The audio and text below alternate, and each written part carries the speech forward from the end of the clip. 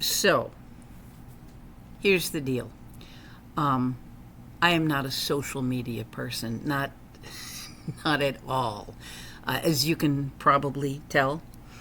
Now, technically, I have accounts on Facebook and TikTok and Instagram, but I do not understand them at all. A couple of months ago, my husband and I decided to create this YouTube channel, Influencers. But prior to that, I just never posted or uploaded any videos. But all that changes now.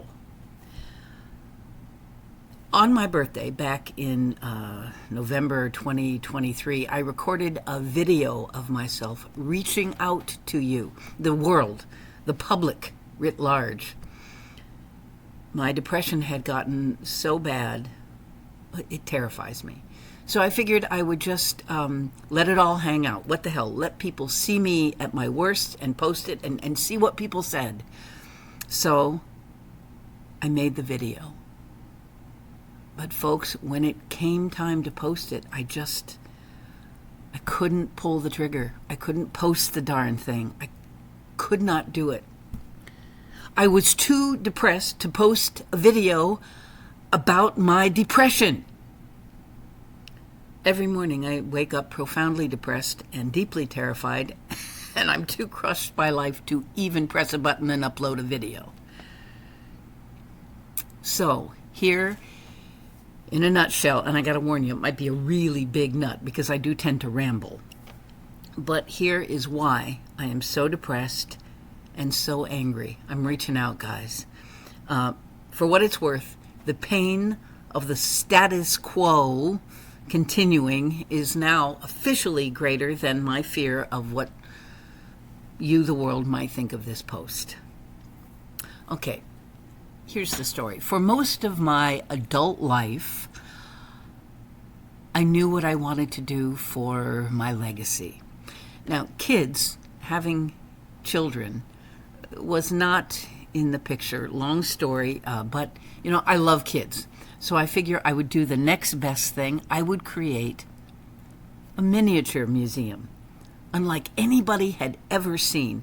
Among other things, I thought it would be a lovely and lasting way to thank my parents for how grateful I was for the amazing life they gave me. My dad was in the Air Force, and I was lucky enough to see a lot of the world and live in a lot of amazing places. And so, I have spent literally decades of my adult life depriving myself of creature comforts like Starbucks and drive-through food and take-out Chinese and mani-pedis and trips to the mall and fun vacations, and the list goes on and on. But with my spare money, I bought dollhouses and some model trains and beautiful artisan dolls, one of a kind, by some of the best doll makers in the world. I had also been very aggressive about buying property to house my museum. That was part of my plan. I bought my first little condo in a very cool city in Northern Virginia called Reston. I flipped that property, and I kept flipping property until I could finally afford a little house in Los Angeles. I pulled it off, and then I figured that after maybe a decade of making extensive improvements on that property, I would sell that, take the cash, and erect a steel building. $15 to $25 a square foot. I would live in a little room in the back, and that would be my museum, my legacy. So that's kind of your setup there. So, long story short, in 2016, there was a fire in the building where all these amazing miniatures were being stored. And we had to move everything. There wasn't that much damage, but there was enough. We were in a basement storage area, and water from the fire had leaked down into our collection. And so we moved our collection into another storage unit nearby. Everything goes along peacefully for a while until my husband and I should mention, I got married for the first time when I was 59 years old. Yay!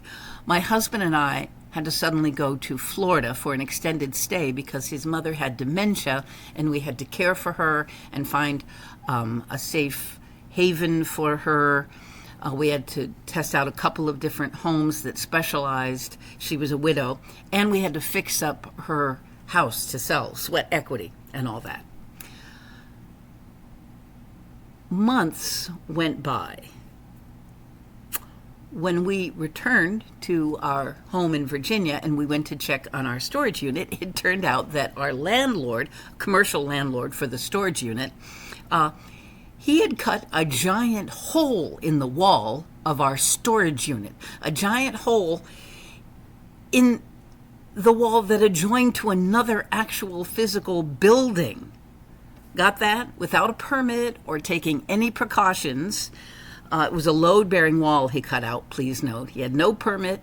He cut a huge hole between us and the guy with the business next door. It was a secondhand thrift store kind of crap business. Two adjoining businesses. Now, the landlord, we asked him very politely.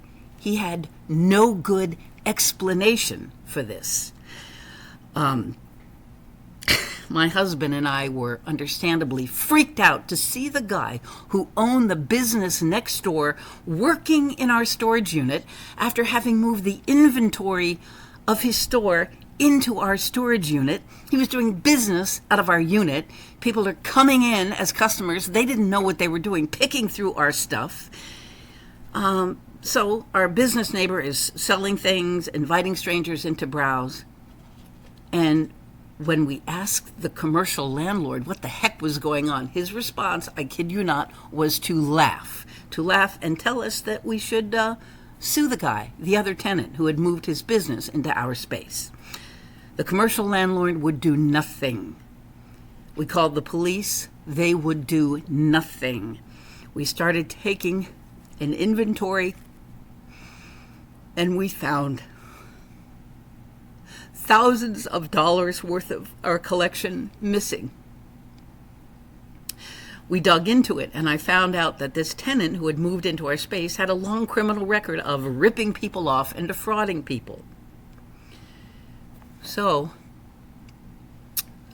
many beautiful dollhouses missing. Oh, my yellow farmhouse and Ernie's taxidermy. Anyway, so many dollhouses missing. Accessories, dolls, high-end stuff, museum-worthy, created by artisans who already have their work in other museums. Thousands of dollars worth of stuff gone. Houses gone, boxes picked through, and nobody would do anything. And when we tried to initiate civil action, the large front windows of the storage unit were broken, and more stuff went missing. And more laughter and chuckles from the landlord. I'm not making this up. And that is the story in a nutshell. I mean, of course, there's more to the story, much more, but the upshot is the museum has been gutted. The dream of a lifetime, the work of a lifetime, is now the museum that never was. Oh, and here's another fun fact. As we were going through the boxes, we started to get sick. Decided to have some tests done on our dime. Turns out asbestos was everywhere. I had been working, sorting, creating in this building for years, sometimes spending all day in it, in asbestos. On the floor, wallowing in projects and asbestos. So I got that to look forward to. But to return to the depression, I realize that if I don't do something about all of this, about the loss of thousands of dollars worth of a miniature museum collection, nothing will change for me. I will lie in that bed that I can't seem to get out of, and I will die there in a month or a year or a decade, and I really won't be able to get out of bed because I'll be a corpse, and nobody will know what happened, and nobody will care, and I don't blame them. But as I said earlier, all that changes now. I have a plan. I have a plan, so stay tuned, and thank you for listening.